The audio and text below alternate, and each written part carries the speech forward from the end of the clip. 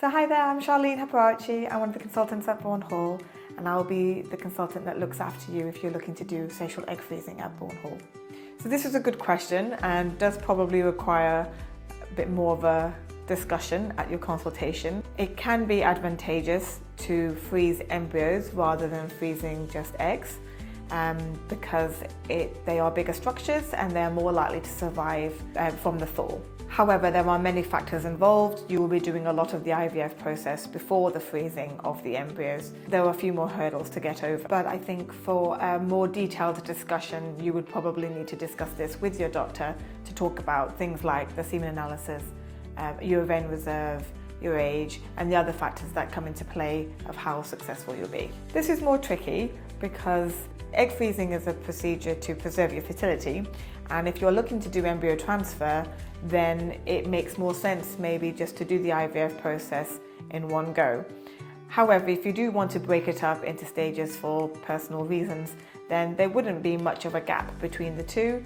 We can just treat you like somebody who's doing egg freezing, and then when you are ready, within a month or so, we can thaw those eggs out, inseminate them with sperm, whether it be with your partner's sperm or donor sperm, and then look to do the transfer. But our general recommendation is that if you want to do the transfer on the quicker side, we may as well do the IVF process from the start rather than looking at egg freezing. For women who have PCOS, there are certain advantages because your ovarian reserve would be on the higher side. So the idea would be that we can give you lower amount of drugs to get higher amount of eggs. However, you are right that it can be a bit more risky because you are at risk of developing a syndrome called ovarian hyperstimulation syndrome, or what we call OHSS. So if you develop symptoms of OHSS, we would need to monitor you much more closely. And again, those risks are mitigated by doing the freezing process. So again, these are things we can discuss at your consultation, but actually women with PCOS could do quite well with the egg freezing process in the hope that we can get as many mature eggs as possible in 1 or 2 rounds. If you've done all the preliminary tests already, then it would be really straightforward. You just need to organise a consultation with myself at the clinic. We can discuss a treatment plan and then get you in touch with the dedicated nursing team to get you scheduled for treatment. If you decide to go down the egg freezing process, but you don't actually end up using them, then there are a couple of different options. Depending on age and other factors, there is the option to maybe donate them into the egg bank. However, there would have been certain steps that you need to have done in the first place. If this is something that you would like to consider right from the offset, then this is something we can talk about at that consultation. You could also donate them to research, and this is an option that's given to you at the end of every single year before we look to renew your storage.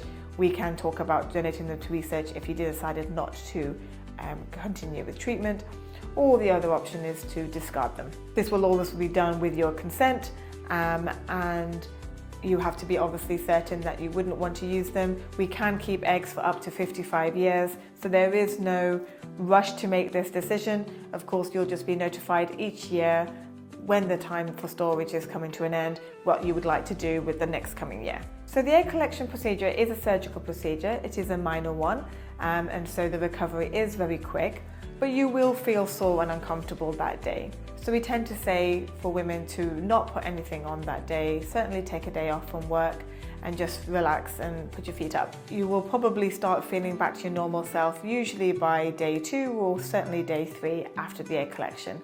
So if you wanted to take the day off that day, or we would also recommend to take the day off after as well. If you're looking to go to freeze your eggs, then the only way to use them in the future would be with the IVF process, and you would actually need to do ICSI. Because these eggs need to be stripped of their outer cells before they are frozen, then they need to be inseminated with the sperm directly to be able to fertilize. So you will need to use IVF and ICSI in the future to use these eggs. We will discuss this in a great amount of detail at your initial consultation, and these very much depends on your individual factors, so your age, your ovarian reserve, and your BMI. It is quite common that you would need to do multiple cycles to be able to bank a decent number of eggs. Depending on these factors, we will need to have a discussion about how many eggs are likely in one round, and therefore if we are looking to have 15 to 20 eggs, for example, which is commonly regarded as the ideal number to be able to bank,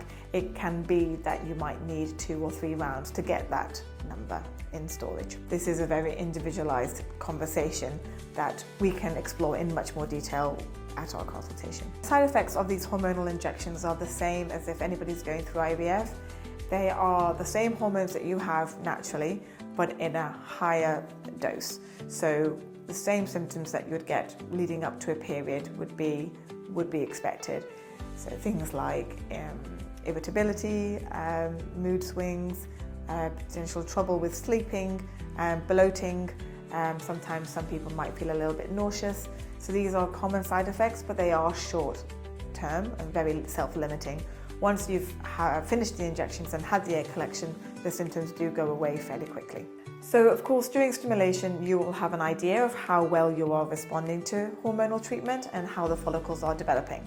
But it is only at egg collection that we will know how many of these follicles that we've aspirated have got mature eggs in them. And it is only mature eggs that we can freeze.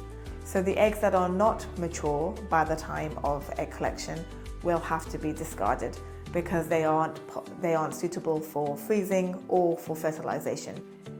It's important to note that when you're using frozen eggs compared to fresh eggs, there's one big hurdle that we need to get over, and that will be the thaw of the eggs.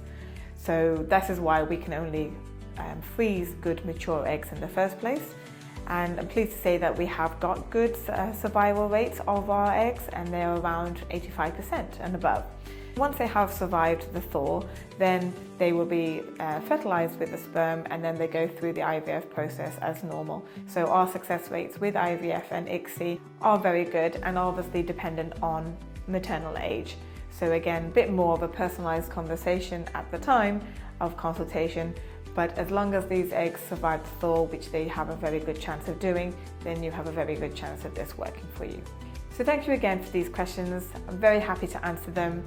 But if you have any further questions, please send a DM or contact the clinic and I'll be happy to help.